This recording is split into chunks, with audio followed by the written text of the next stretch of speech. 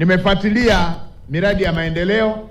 Juzi nilipita kule Laela, jana nimepita kule Nkasi, na leo nimejionea bandari hapa kwetu. Nimesikia na nimepata taarifa ya utekelezaji wa miradi hiyo. Na mimi niwaambieni, serikali yenu haitakuwa na mzaha hata kidogo kuhusu utekelezaji wa miradi ya maendeleo. Hakutakuwepo na hata kuvumilia kwa wale wanaokiuka maadili katika utekelezaji wa miradi, kwa wale wanaozembea, wazembe, wavivu. Tunataka miradi ya maendeleo itekelezwe kwa kasi inayostahili. Tunataka kuona thamani ya fedha kwenye miradi ya maendeleo. Kwa katika pita kwangu kule kwenye maeneo ambao niliona yana kasorosoro, nimewaelekeza wenzetu wa vyombo wafanye uchunguzi wa kina, nipate taarifa ili niweze kuchukua hatua. Nilienda katika moja ya eneo pale, nikakuta miradi imetekelezwa lakini ina dosari. Majengo yamepata nyufa wakati rangi bado mpya. Rangi inanukia upya, jengo tayari lina nyufa.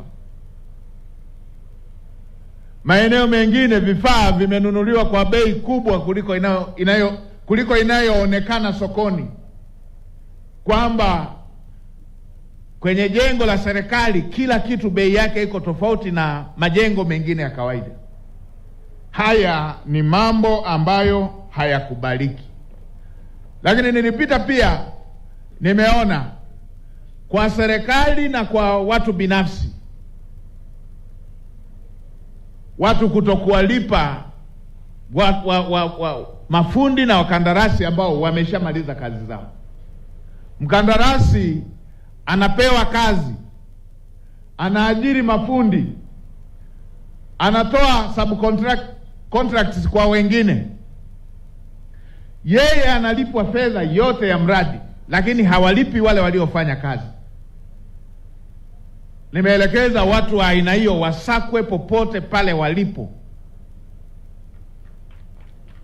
na wasiwe huru mpaka wawalipe watu ambao wameshafanya kazi na fedha ilishatolewa na serikali kwa ajili ya mradi hiyo.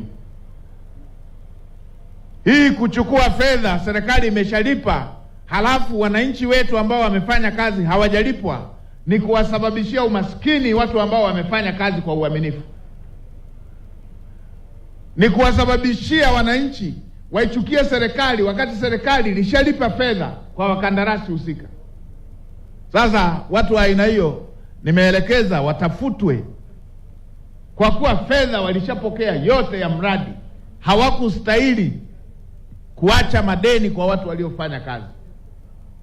Lakini hivyo nimetoa maelekezo kwa halmashauri zetu.